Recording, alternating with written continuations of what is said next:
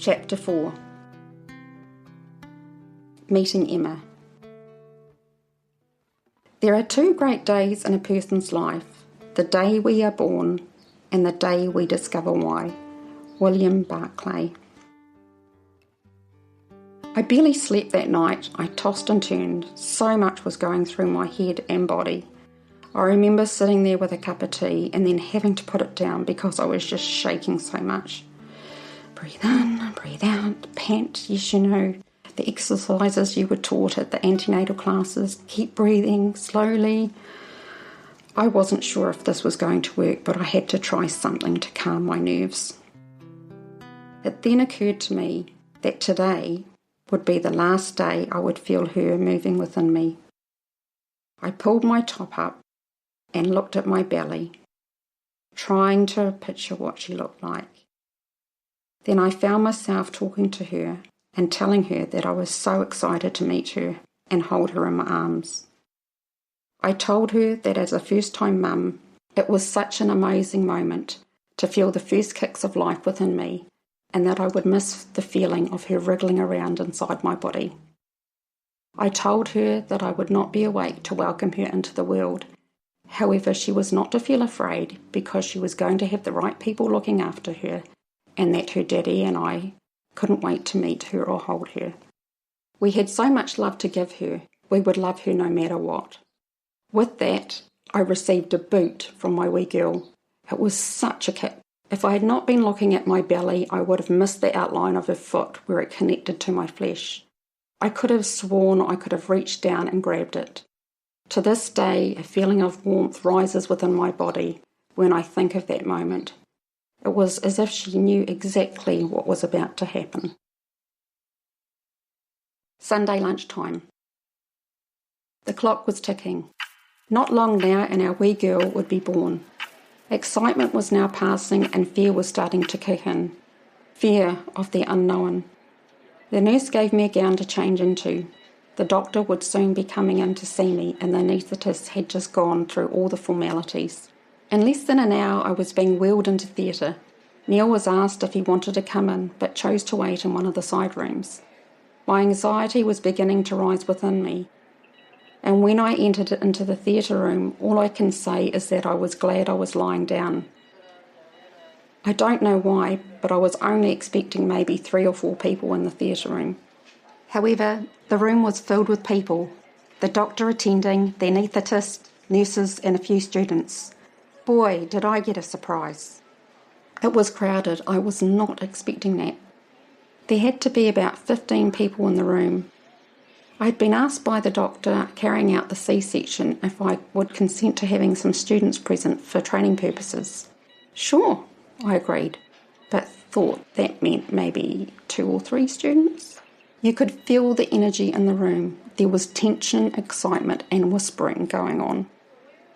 My anxiety levels were really ramping up to the point that I was beginning to get a ringing sound in my ears and my body started shaking. I honestly thought I was going to pass out before my anaesthetic. I was thinking, it is all on. I just wanted this whole event to be over. I soon got my wish. Emma Louise King was born at 2:30 p.m. on Sunday, 10th of February, weighing 840 grams. Approximately 5 hours had passed since my caesarean section. I stirred to the sound of the chatter of voices, bells ringing and noise. My room was right outside the nurse's station for precautionary measures. Oh my, did I feel groggy. I did not have any control over my body. I swallowed. Ouch, my throat. It felt very swollen and sore, as if I had swallowed a packet of razor blades. I was told this was due to one of the students putting the breathing tube down my throat, and not only that, my stomach area felt as if it had been ripped open. I couldn't move and started to moan. "Hello, dear," came the voice of a cheery nurse. "Now let me see. Oh yes, you're due for some more meds." She gave me something amazing for the pain and to knock me out. She also carefully placed pillows underneath my body, arms and legs. I felt like I was on a cloud. She was brilliant. I don't remember anything else until the following morning. Monday morning, meeting my wee girl. I woke up to something tight around my arm. The nurse was taking my blood pressure and attending to my other needs.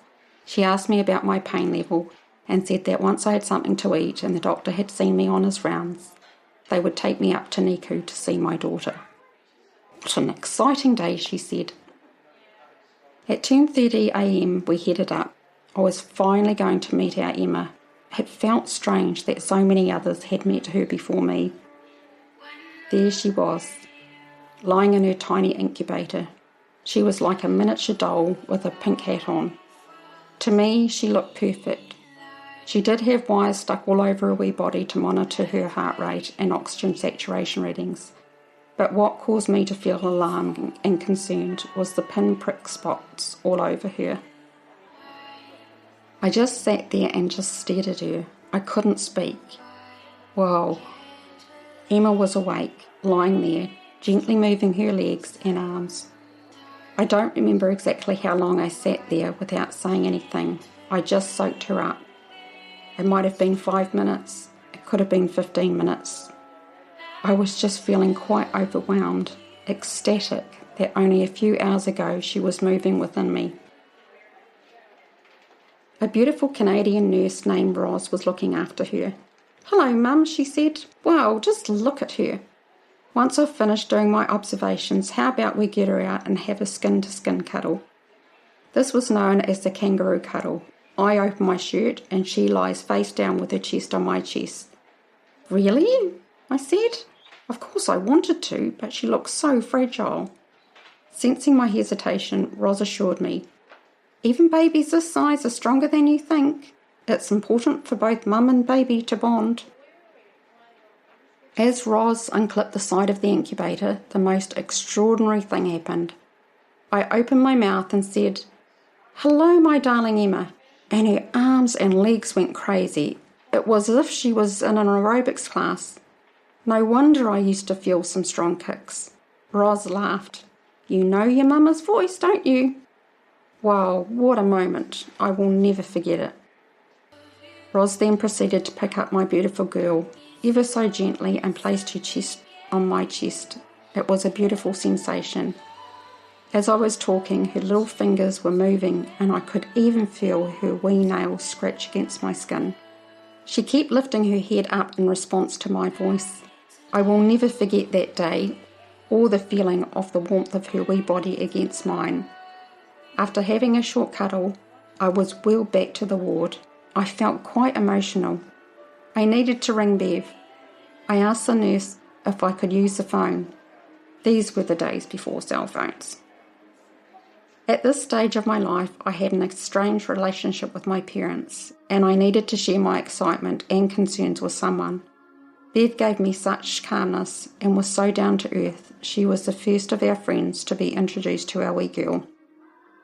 My wee girl was so small yet so strong, but I couldn't stop thinking about the spots that covered her wee body. The thing is, Roz didn't mention it or ask me anything about them when I was having a cuddle.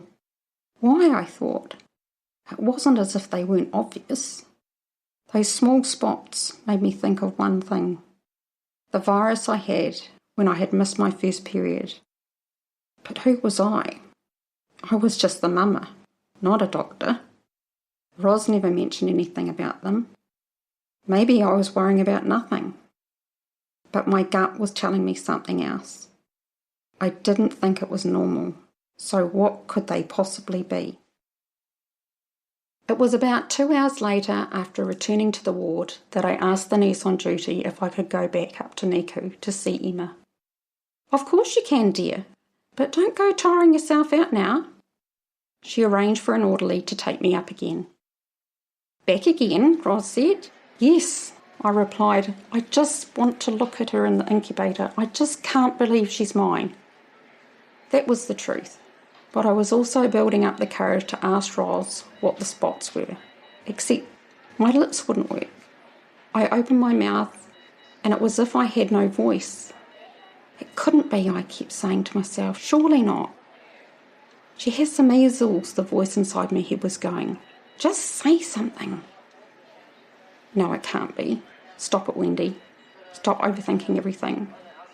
I must have sat there for another hour or so until I just blurted the words out. Roz, what are those spots covering Emma's body? There was a pause. We're not sure, Wendy. Oh my goodness, they're not sure? Yes, they're proving to be a bit of a puzzle to the doctors, as we haven't come across this before. But we'll find out. We've taken some blood samples and sent them off to the lab. It's just a matter of waiting for the results, she said. I couldn't keep my thoughts to myself anymore. Roz, I said again. She turned to look at me. I think I know what those spots are. She looked deep in thought and at the same time looked confused, saying with her eyes, How could you possibly know what those spots are? Say that again, Wendy? I went on. I think I know what those spots are. Emma has the measles, or has had the measles. Oh, she said. Just wait a minute. I need to get a piece of paper and a pen. Can you tell me why you think she has the measles and everything about your pregnancy? Don't leave anything out. I started at the beginning explaining what happened before I became pregnant, when I was sick and all the concerns I had whilst I was pregnant. Now the doctors had a starting point to go on. Going home without Emma. It was approximately 10 days after her birth and my scar from the caesarean section was beginning to heal and I wasn't so conscious of knocking that area. To pack my bag and leave the hospital without our firstborn was not part of the plan. I never want to experience that feeling again. The only thing that was keeping me going was that she was in the best hands and she was born in New Zealand, where we had the facilities available to provide her with the care she needed. Even though we knew we could not take Emma home, as there were still a few hurdles to get over, this was still incredibly hard to bear. Her home was Nico for now. There was not a pregnancy book or mum-to-be book that had prepared me for this journey.